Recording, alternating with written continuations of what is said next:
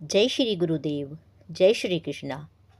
आप सभी के मन मंदिर में बैठे हुए श्री हरि कृष्ण भगवान को मेरा कोटि कोटि नमन, कोटि कोटि प्रणाम।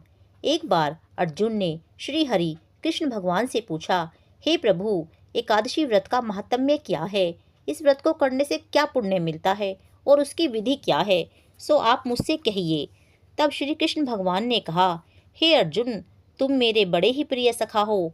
हे पार्थ, अब मैं तुम्हें पापों का नाश करने वाली तथा पुण्य और मुक्ति को देने वाली प्रबोधिनी एकादशी की कथा सुनाता हूँ।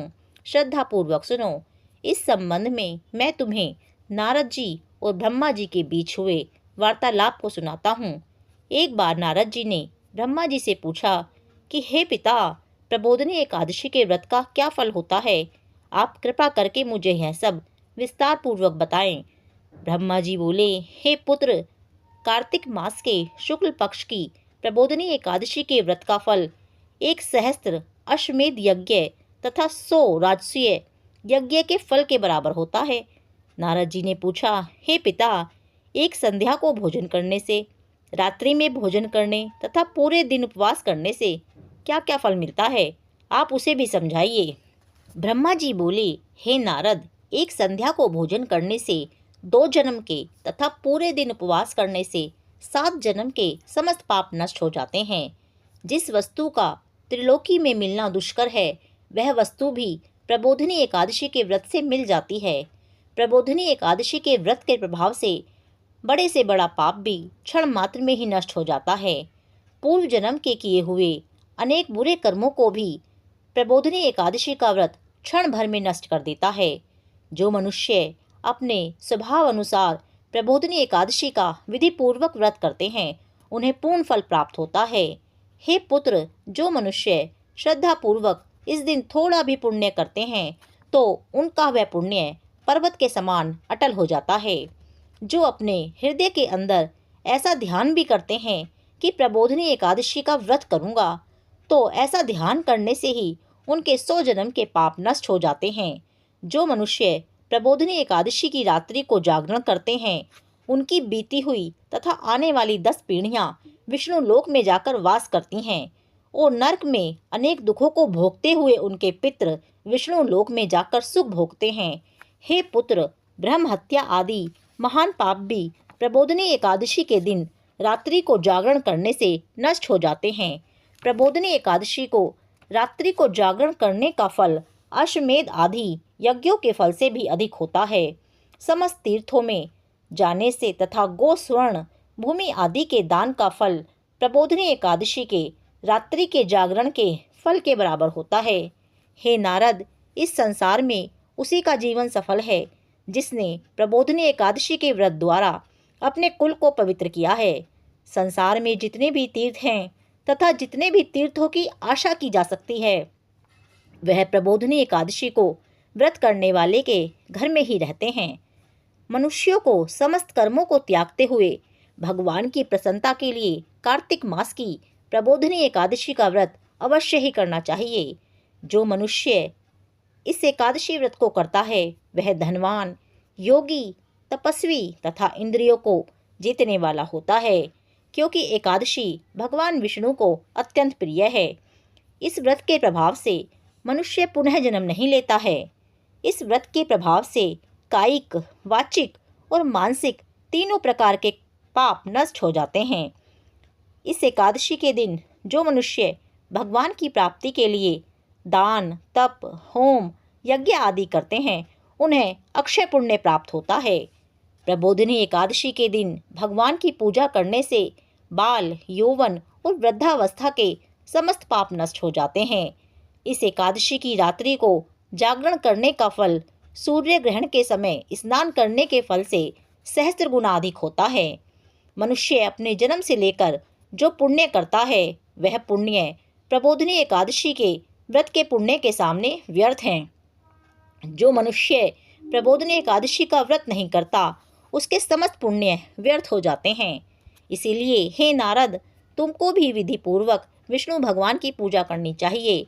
जो मनुष्य कार्तिक मास में धर्मपरायण होकर अन्य व्यक्तियों का अन्न नहीं खाते, उन्हें चंद्रायण व्रत का फल मिलता है। कार्तिक मास में भगवान दान आदि से उतने प्रसन्न नहीं होते जितने कि शास्त्रों की कथा सुनने से प्रसन्न होते हैं।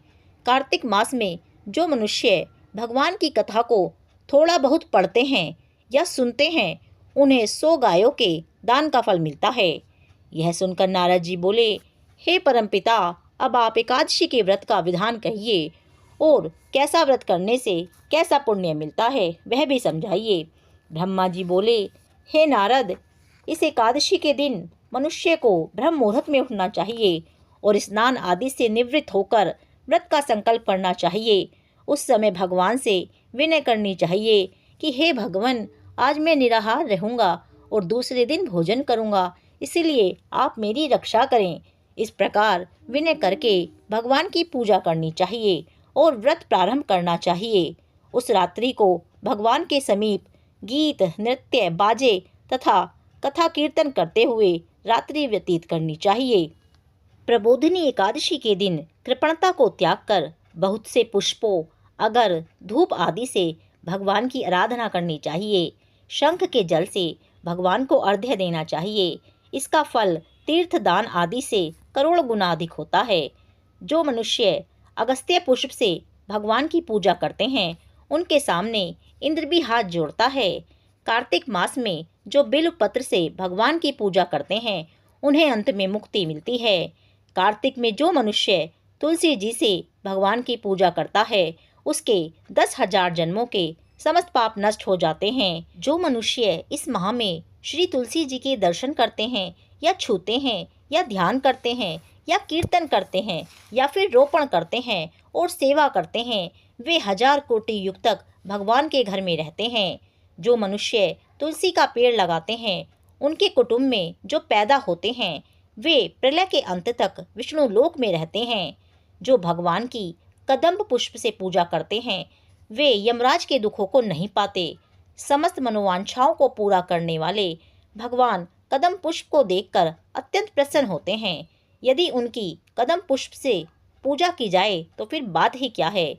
जो गुलाब के पुष्प से भगवान की पूजा करते हैं, उन्हें मुक्ति मिलती है। जो मनुष्य बकुल और अशोक के फूलों से भगवान की पूजा करते हैं, वे अनंत काल तक शोक से रहित हो जाते हैं। जो मनुष्य विष्णु भगवान की सफ़ेद और लाल कनेर के फूलों से पूजा करते हैं, उन पर भगवान अत्यंत प्रसन्न होते हैं। जो मनुष्य विष्णु भगवान की दुर्वा दल से पूजा करते हैं, वे पूजा के फल से 100 गुना फल अधिक पाते हैं। जो भगवान की शमी पत्र से पूजा करते हैं, वे भयानक यमराज के मार्ग को सरलता से पार कर जाते हैं। जो मनुष्य चंपक पुष्प से भगवान विष्णु की पूजा करते हैं, वे आवागमन के चक्र से छूट जाते हैं। जो मनुष्य स्वर्ण का बना हुआ केतकी पुष्प भगवान पर चढ़ाते हैं, उनके करोड़ों जन्मों के पाप नष्ट हो जाते हैं। जो पीले और रक्त वर्ण कमल के सुगंधित फूलों से भगवान की पूजा करते हैं, उन्हें श्वेत दीप में स्थान मिलता है। इस प्रकार रात्रि में भगवान की पूजा करके प्रातःकाल शुद्ध जल की नदी में स्नान करना चाहिए। स्नान करने के पश्चात भगवान की प्रार्थना करते हुए घर आकर भगवान की पूजा करनी चाहिए। इसके बाद ब्राह्मणों को भोजन कराना चाहिए और दक्षिणा देकर सम्मान सहित उनको विदा करना चाहिए। इसके उपरांत गुरु की पूजा करनी चाहिए और ब्राह्मणों को दक्षिणा देकर नियम को छोड़ना चाहिए। जो मनुष्य रात्रि स्नान करते हैं, उन्हें दही और शहद दान करना चाहिए। जो मनुष्य फल की आशा करते हैं, उन्हें फल दान करना चाहिए। तेल की जगह घी और घी की जगह दूध और अन्नों में चावल का दान करना चाहिए। जो मनुष्य इस व्रत में भूमि शयन करते हैं, उन्हें सब वस्तुओं सहित शैया दान करनी चाहिए। जो मौन धारण करते हैं, उन्हें स्वर्ण सहित तिल दान करना चाहिए। जो मनुष्य कार्तिक मास में उपान्ह धारण नहीं करते, उन्हें उपान्ह दान करना चाहिए। जो इस मास में नमक त्यागते हैं, उन्हें शक्कर दान करनी चाहिए। जो मनुष्य नित्य प्रति देव मंदिरों में दीप जलाते हैं, उन्हें स्वर्ण या तांबे के दीप को घी तथा बत्ती सहित दान करना चाहिए। जो मनुष्य चातुर्मास्य व्रत में किसी वस्तु को त्याग देते हैं, उन्हें उस दिन से पुनः ग्रहण करनी चाहिए। जो मनुष्य प्रबोधिनी एकादशी के दिन विधि पूर्वक व्रत करते हैं, उन्हें अनंत सुख मिलता है और अंत में वे स्वर्ग को जाते हैं। जो मनुष्य चातुर्मास्य व्रत को बिना किसी विघ्न के पूरा कर देते हैं, उन्हें दोबारा जन्म नहीं मिलता। जिन मनुष्यों का व्रत खंडित हो जाता है उन्हें यह व्रत दोबारा प्रारंभ कर लेना चाहिए। जो मनुष्य इस एकादशी के महात्म्य को सुनते हैं या पढ़ते हैं उन्हें अश्वमेध यज्ञ का फल मिलता है। जय श्री राधे, जय श्री कृष्णा।